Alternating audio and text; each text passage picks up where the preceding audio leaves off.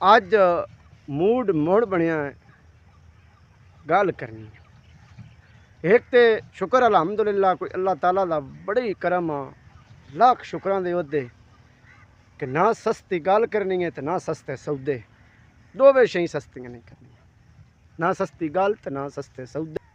फिर चकरियां हुण गल गिरौड़ां दी हिकी अद्धे बंदे वास्ते है भी नहीं, हिकी लोकां वास्ते नहीं, हिकी फिरके वास्ते नहीं, हिकी सियासी पार्टी वास्ते नहीं।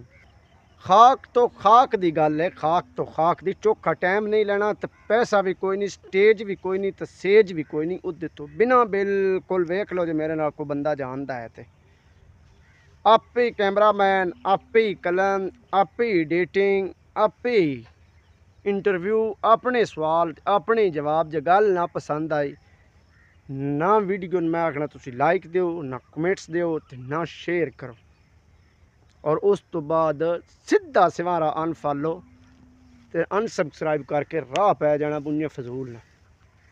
खाक तो खाक दी की गल है, गल समझण वाली आ। फिक्र चो जहन च गतना तुहाडा काम है, इंशाअल्लाह लफ्ज़ां नाल घोल के पिवाउणा मेरा काम है। खाक अज इस खाक उत्ते मैं भी खाक हाँ, तू भी खाक है। निक्का वड्डा प्रोफैसर, डॉक्टर, मोटिवेशनल स्पीकर, फौजी, पुलिस वाला, जो जहान दा जिन समझ लियो, खाक मिट्टी पुतला।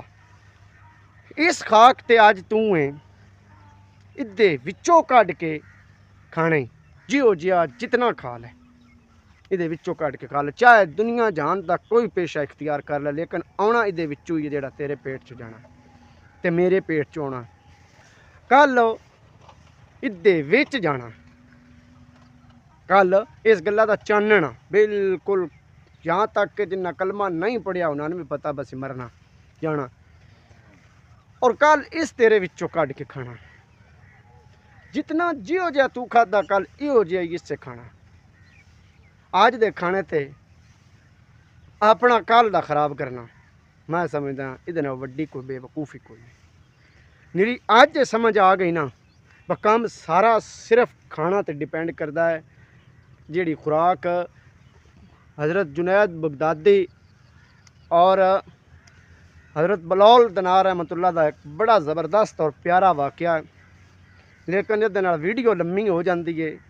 जो मैं पूरा वाक़या सुनावा, मैं सिंपल जी एक गल दसनी है। हज़रत बलौल जिहड़े न उन्हें हज़रत जुनैद बगदादी रहमतुल्लाह अलैह को खाने के आदाब पूछे, तो आप रहमतुल्लाह अलैह फरमाया खाने के आदाब जिहड़े न, कलमा पढ़ना, दाएं हाथ नाल खाना, चबा चबा कर खाना, उस तो बाद अलहमदुलिल्लाह पढ़ना। वो इतने जैसे दसारा है ना कि हज़रत बलौल रहमतुल्लाह अलैह अल्लाह दे बड़े प्यारे ते बड़े बड़िया आशकों विचों उन्हां भी नाम एक नाम दा।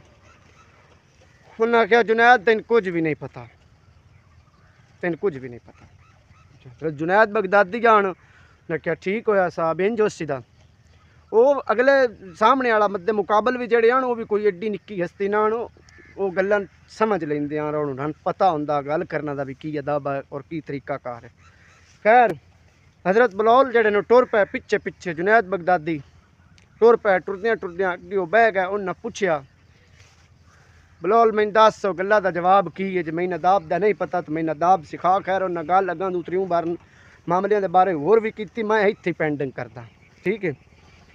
उन्हें आख्या जुनैद खाने का पहला अदब है तू वेख के हलाल है कि हराम है, ये हलाल है या हराम है कि तेरे खाना नाल तेरे समझना का ढेर सारा मामला डिपेंड करता है। तू सही खादा हक हलाल का, तू ये वेख लेन भी हक हलाल का या हराम का। सारियां नालों वड्डा पहला ये अदब है। इहो गल दसदा पिया, अज मिट्टी विचों कढ़ के जिवें खाना, कल मिट्टी इन्ने कढ़ सन खाना, वो साढ़े चो खाना, असीं इहदे विचों खाना। कोशिश सिर्फ इतनी होनी चाहिए आ, सिर्फ और सिर्फ, लम्मी चौड़ी गल ही कोई नहीं, थोड़ा खा लेना चाहिए पर रेंज का खा लेना चाहिए कि कल का पता हो जिसे अपने अंदरों भी खवीना है ना, उस टेंशन ना बने। दुआवां याद रखिया, और अगर ये पसंद आई है तो वीडियो ने अगे शेयर कर छड़ना। अल्लाह हाफिज़।